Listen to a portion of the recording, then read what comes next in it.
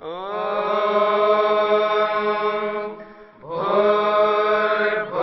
स्वः तत्सवितुर्वरेण्यं भर्गो देवस्य धीमहि धियो यो नः प्रचोदयात्।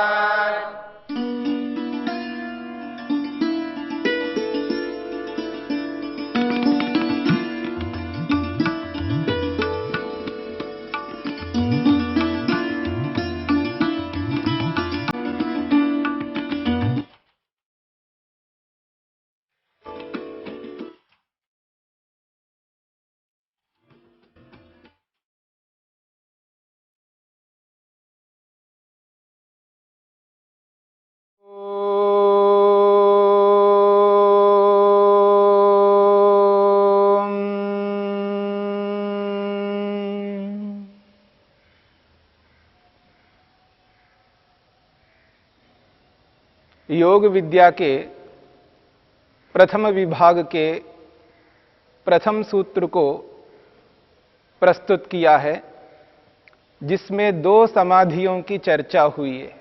एक संप्रज्ञा समाधि और दूसरी है असंप्रज्ञा समाधि।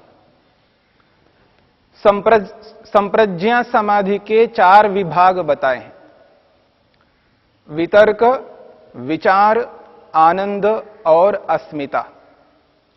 संप्रज्ञा समाधि के 3 विभागों में 26 पदार्थों का साक्षात्कार बताया और चौथी विभाग में 1 पदार्थ का साक्षात्कार बताया। इस प्रकार संप्रज्ञा समाधि के 27 पदार्थों का साक्षात्कार होता है, जिसमें संपूर्ण ब्रह्मांड के मूल कारणों सहित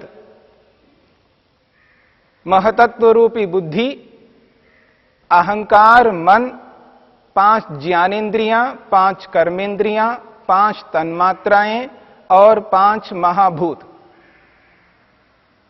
इस प्रकार से 23 पदार्थ जो कि कार्य पदार्थ हैं। 23 प्रकार के कार्य पदार्थों का कारण मूल 3 हैं: सत्व, रज और तम। तो संपूर्ण ब्रह्मांड के मूल कारण 3 सत्व, रज, तम, इन तीनों को मिलाकर के महतत्व, जिसे बुद्धि कहा है, चौथा पदार्थ। 5वां पदार्थ है अहंकार और 6ठा पदार्थ है मन। उसके बाद में 5 ज्ञानेंद्रियां, 5 कर्मेंद्रियां, 5 तन्मात्राएं और 5 महाभूत, इस प्रकार से 26 पदार्थ होते हैं। ये तीनों समाधियों में इनका साक्षात्कार होता है: वितर्क समाधि, विचार समाधि और आनंद समाधि। चौथी समाधि जो अस्मिता नामक समाधि है, उसमें केवल जीवात्मा का साक्षात्कार होता है। इस प्रकार से संप्रज्ञा समाधि में साक्षात्कार होने वाले 27 पदार्थ हुए और दूसरी समाधि कही है असंप्रज्ञा समाधि।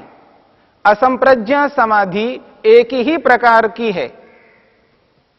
असंप्रज्ञा समाधि एक ही प्रकार की है और उस एक प्रकार की असंप्रज्ञा समाधि में केवल एक पदार्थ का साक्षात्कार होता है, जो बचा हुआ है, जिसे हमें प्राप्त करना है, जो हमारा उद्देश्य है, लक्ष्य है, ईश्वर, परमात्मा। असंप्रज्ञा समाधि में केवल परमात्मा का साक्षात्कार होता है। इस प्रकार से कुल मिलाकर के 28 पदार्थ हुए। संप्रज्ञात और असंप्रज्ञात इन दोनों समाधियों में आत्मा 28 पदार्थों का साक्षात्कार करता है। तो इस योग विद्या के प्रथम विभाग में प्रथम सूत्र में 28 पदार्थों को साक्षात्कार करने की बात कही है। प्रथम सूत्र पूरा हुआ। इस प्रथम विभाग का दूसरा सूत्र अब प्रारंभ हो रहा है। योगश्चित्त वृत्ति निरोधः, योगश्चित्त वृत्ति निरोधः। इसमें 4 शब्द हैं। योगः 1, चित्त 2, वृत्ति 3, निरोधः 4। योगश्चित्त वृत्ति निरोधः, चित्त वृत्ति निरोधः 3 शब्द हैं। चित्त वृत्ति निरोध। इन 3 शब्दों से योग को बताया गया है, समझाया गया है, योग की परिभाषा की है। योग किसे कहते हैं?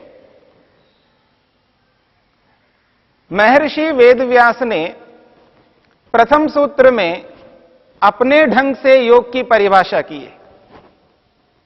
योगः समाधि, समाधि को योग कहते हैं। साक्षात्कार को, प्रत्यक्ष को योग कहते हैं। योगः समाधि। महर्षि वेदव्यास ने संक्षेप रूप से योग की परिभाषा की है। योग सूत्रों को बनाने वाले महर्षि पतंजलि ने अपने शब्दों में सूत्र के माध्यम से योग की परिभाषा की है। सूत्र के द्वारा योग को समझाने का प्रयास किया है। योग किसे कहते हैं? तो दूसरे सूत्र में महर्षि पतंजलि ने योग की परिभाषा की है, योगश्चित्त वृत्ति निरोधः। चित्त वृत्ति निरोधः योगः। 3 शब्दों से योग को स्पष्ट किया है। पहला शब्द है चित्त, दूसरा शब्द वृत्ति, तीसरा शब्द निरोधः। चित्त का अर्थ है मन। मन को चित्त शब्द से कहा है। प्रथम सूत्र में आपके सामने स्पष्ट किया था, मन के अलग अलग शब्द हैं। मन को बताने के लिए, मन को संबोधित करने के लिए मन के अलग अलग शब्द हैं, अलग अलग नाम हैं। उन नामों में एक नाम है चित्त। मन को किसी स्थान पर चित्त शब्द से कहा है, किसी स्थान पर मन को मन शब्द से कहा है, किसी स्थान पर मन को प्रज्ञा शब्द से कहा है, और किसी स्थान पर इसी योग में बुद्धि शब्द से भी कहा है। तो अलग अलग शब्दों से एक ही मन को संकेत किया है। जैसे लोक में एक व्यक्ति को अलग अलग नामों से पुकारते हैं, उसके अलग अलग संबंध होते हैं, इस कारण से अलग अलग नाम है। जैसे हम सबका औरों के साथ, दूसरों के साथ अलग अलग संबंध होते हैं, उन संबंधों के कारण से हमारे अलग अलग नाम होते हैं। ठीक इसी प्रकार मन के भी अलग अलग कार्य हैं, अलग अलग काम हैं, उनके कामों के कारण से उसके अलग अलग नाम हैं। तो उन अलग अलग नामों में एक नाम यहां पर इस दूसरे सूत्र में चित्त शब्द से कहा है। तो यहां पर चित्त का अर्थ है मन। दूसरा शब्द है वृत्ति।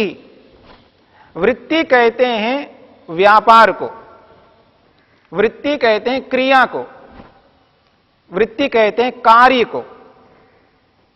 क्रिया कहो, कार्य कहो, व्यापार कहो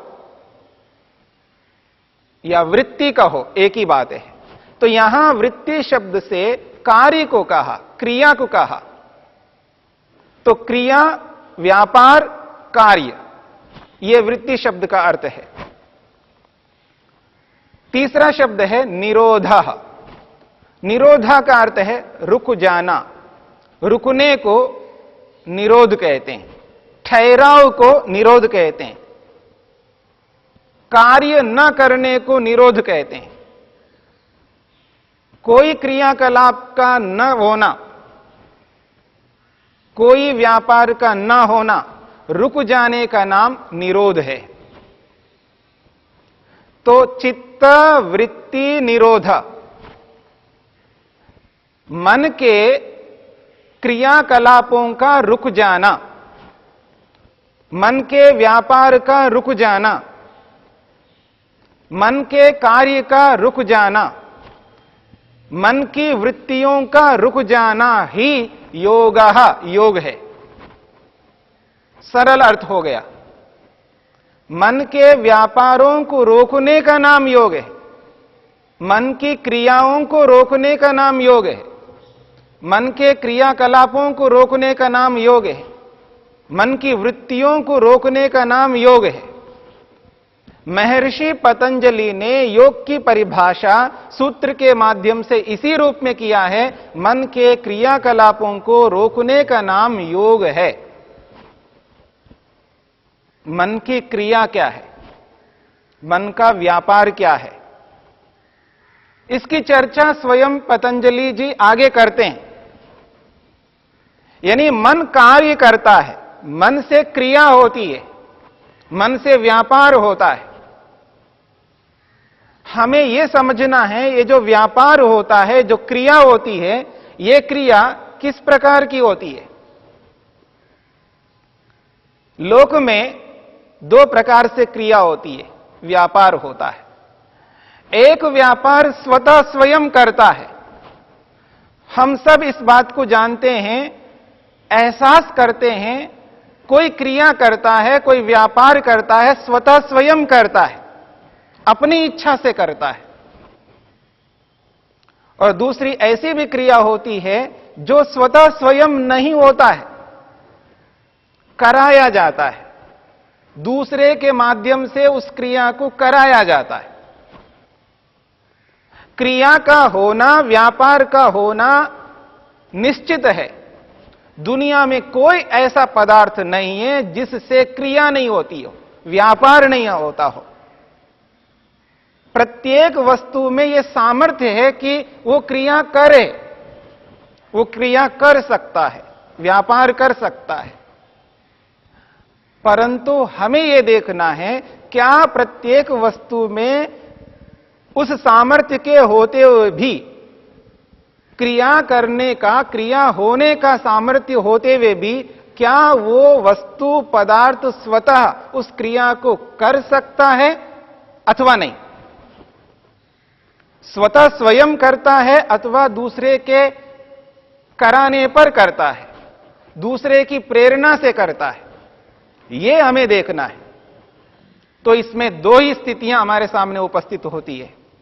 एक स्वतः क्रिया करने में सक्षम है, समर्थ है, और एक ऐसा भी पदार्थ है, क्रिया हो सकती है, उसमें सामर्थ्य है, पर स्वतः क्रिया करने में सक्षम नहीं है।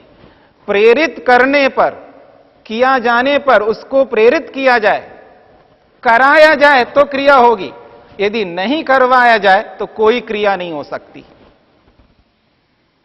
गाड़ी में टू व्हीलर से लेकर के फोर व्हीलर तक कोई भी गाड़ी लीजिएगा, क्रिया करने में सक्षम है, लेकिन स्वतः सक्षम है या किसी के द्वारा कराया जाने पर सक्षम है, सभी बात को जानते हैं। इस बात को प्रत्येक व्यक्ति स्वीकार करता है, जानता है कि प्रत्येक गाड़ी में क्रिया करने में सक्षम है, क्रिया उसमें हो सकती है, सामर्थ्य है, लेकिन स्वतः सामर्थ्य नहीं है, कराया जाता है। ड्राइवर के माध्यम से उसमें क्रिया कराया जाता है। ड्राइवर चालक अगर उसको चलाता है तो क्रिया होगी, नहीं चलाता है तो कोई क्रिया नहीं हो सकती है। तो हमारे सामने दो पदार्थ आए। एक ऐसा पदार्थ है जो स्वतः स्वयं कर सकता है अपनी इच्छा से, और एक ऐसा पदार्थ है दूसरे से करवाया जाता है। मन भी क्रिया करता है, क्रियाकलाप उससे होते हैं, मन से व्यापार होता है, मन से वृत्तियां बनती है, पर स्वतः बनती है या किसी के द्वारा बनती है, यह हमें निर्धारण करना होगा। जब यह निर्धारण हो जाएगा, मन को समझना आसान हो जाएगा, सरल हो जाएगा। और जब तक व्यक्ति इस बात को नहीं समझ पाता है तो वो ये इस भ्रांति में रहता है कि मन स्वतः स्वयं करता हो। जब सिद्धांत स्पष्ट होता है व्यक्ति के सामने तो उसको परेशानी नहीं होती है, सरलता होती है किसी विषय को समझने में।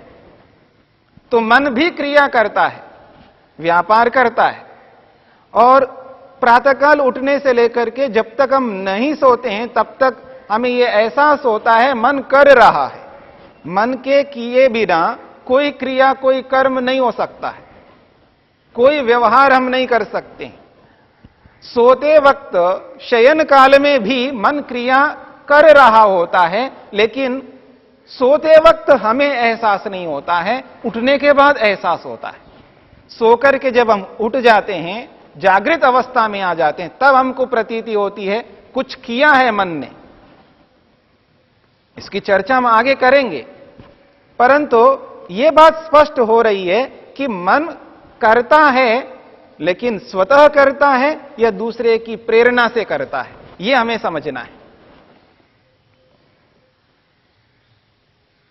तो दुनिया में दो प्रकार के पदार्थ होते हैं। जो स्वतः स्वयं करने वाले जो पदार्थ होते हैं वो अलग प्रकार के होते हैं, वो सब एक जैसे होते हैं। और जो स्वतः स्वयं कार्य नहीं कर सकते वो एक अलग प्रकार के पदार्थ होते हैं, वो भी सब एक जैसे होते हैं, एक ही विभाग में आने वाले पदार्थ हैं।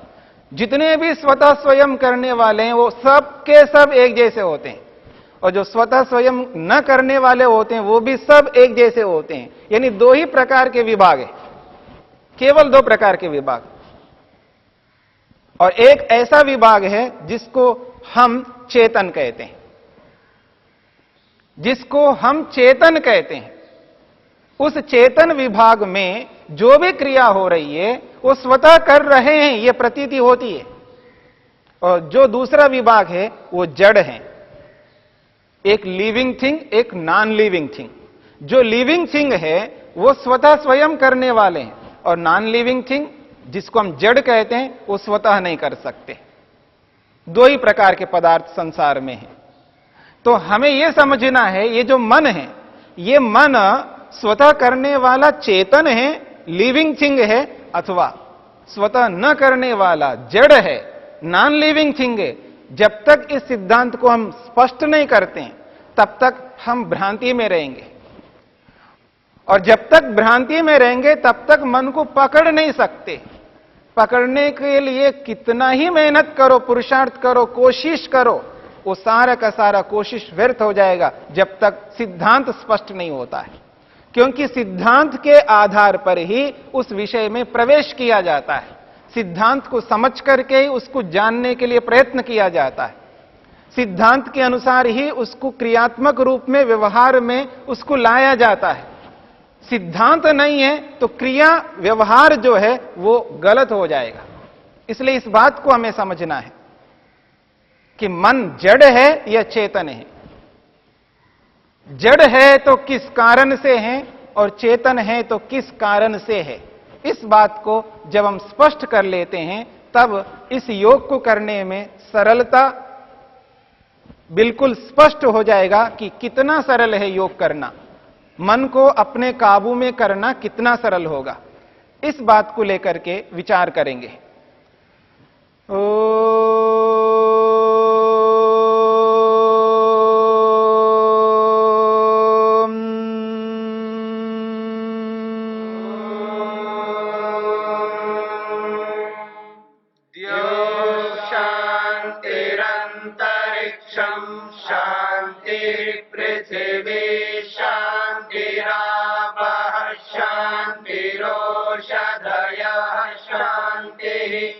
वनस्पतयः शान्तिर्विश्वे देवा शान्तिर्ब्रह्म शान्ति सर्वं शान्ति शान्तिरेव शान्ति क्षमा